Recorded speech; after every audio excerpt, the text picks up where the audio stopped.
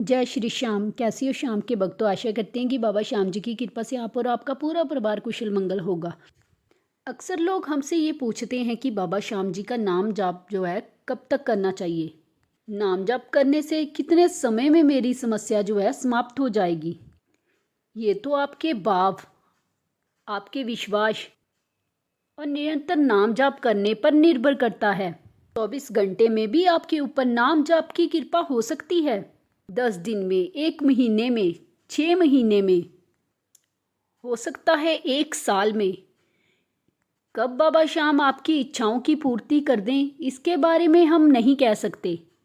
आप इस बात पर ध्यान मत दें। आप अगर नाम जाप करें तो केवल ये सोच के करें कि नाम जाप निरंतर कैसे करना है। नाम जाप में मन लगे या ना लगे, लेकिन आप केवल नाम जाप ही करें। कुछ समय बाद आपका मन नाम जाप में लगने लग जाएगा। आपके अंतर मन से नाम जाप शुरू हो जाएगा। अगर आपने सोचना है तो केवल ये सोचे कि मैं प्रभु को कैसे पाऊं, मैं प्रभु की प्राप्ति कैसे करूं। यदि आप इस भाव से नाम जप करोगे तो संसारिक इच्छाएं तो ऐसे ही पूरी हो जाएंगी। उसके लिए हमें अलग से कुछ नहीं करना होता है। अगर पूरे विश्वास के साथ आप नाम जप भगवत प्राप्ति के लिए करेंगे, आपको प्रभु के दर्शन भी होंगे। ये संसारिक चीज़ें तो जब तक आपका जीवन है तब तक आप मांगते रहोगे, क्योंकि इच्छाओं का कोई अंत नहीं होता है।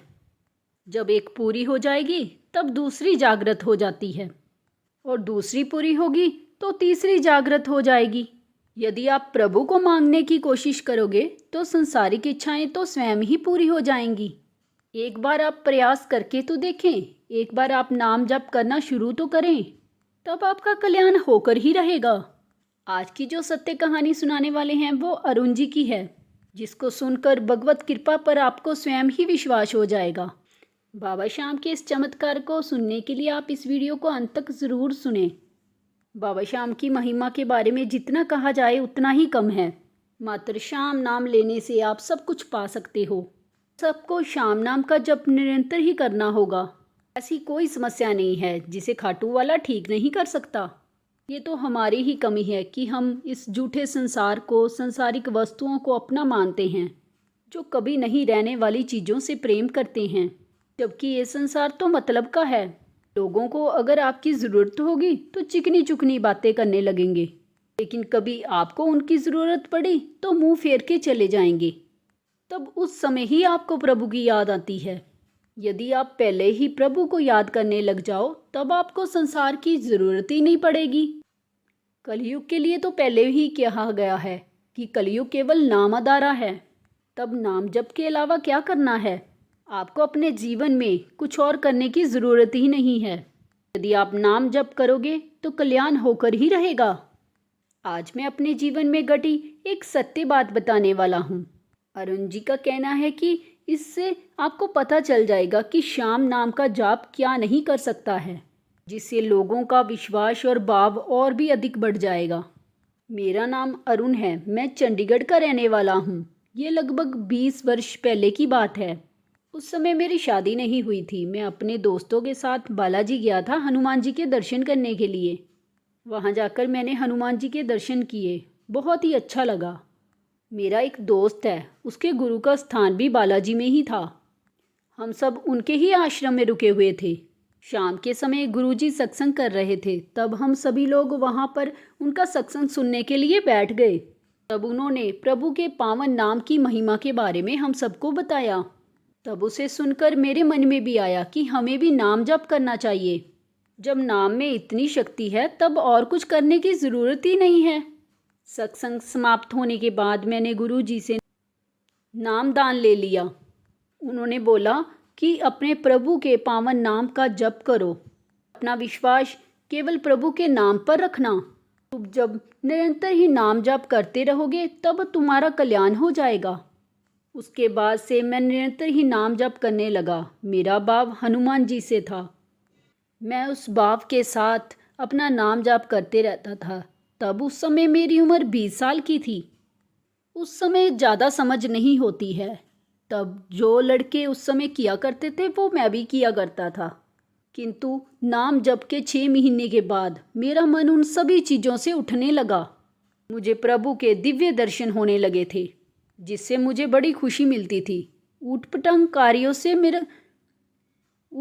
कार्यों में मेरा अब मन नहीं लगता था। एक दिन की बात है, मैं हरिद्वार गया हुआ था अपनी दोस्त के साथ। उनके अंकल का घर वहीं था। मैं उसके अंकल की बाइक लेकर किसी काम के लिए बाहर गया हुआ था, लेकिन लौटते समय रात हो गई। मैं जब घर वापस आ रहा था उस समय मैं अकेला ही था। तब उस समय मेरा कार से एक्सीडेंट हो गया और मैं हवा में उछल गया। मुझे ऐसे लगा कि जैसे किसी ने मुझे हवा में ही पकड़ लिया है। आप विश्वास ही नहीं करोगे कि मैं सही सलामत ज़मीन पर आ गिरा। मुझे ज़्यादा चोट नहीं आई थी, मुझे हल्की सी हाथ में खरोंच ही आई थी और मुझे कुछ भी नहीं हुआ। लेकिन जिधर मैं गिरता उधर खाई थी। शायद मैं जीवित ही नहीं बचता। मेरा नाम जप हमेशा ही चलता रहता था। मुझे हर समय ये एहसास होता रहता था कि मेरे हनुमान जी मेरे साथ ही हैं। शायद उन्होंने ही मुझे बचा लिया है। शायद मेरे पिछले जन्म के पापों की वजह से मेरी मौत खाई में गिर के होनी हो, लेकिन प्रभु के नाम जप ने मेरे पापों को नष्ट कर दिया और मेरे हनुमान जी ने मुझे बचा लिया। क्योंकि किसी जोशी ने भी कहा था कि आपकी ऊंचाई से गिरकर मौत होगी, आपको कष्ट भोगना पड़ेगा। लेकिन नाम जाप के वजह से मेरे सारे ही पाप खत्म हो गए। फिर कुछ समय बाद मेरे पिताजी का देहांत हो गया। फिर सारी जिम्मेवारी मेरे ऊपर ही आ गई। मैं कोई नौकरी नहीं करता था। फिर मैंने सोचा कि कोई अपना काम ही कर लूं। मैंने अपने जानने वालों से कुछ पैसे उधार मांगे, लेकिन सबने ही मना कर दिया, क्योंकि मेरे परिवार में अब मेरी एक माँ और छोटी बहन ही थी। मैंने बहुत लोगों से पैसे मांगे, लेकिन किसी ने मेरी मदद नहीं की। पर मुझे मेरे प्रभु के ऊपर पूरा विश्वास था कि कहीं ना कहीं से मेरे पास पैसे की व्यवस्था ज़रूर हो जाएगी। और हुआ भी वही। मैं एक दिन अपने एक दोस्त को मिलने हॉस्पिटल गया था।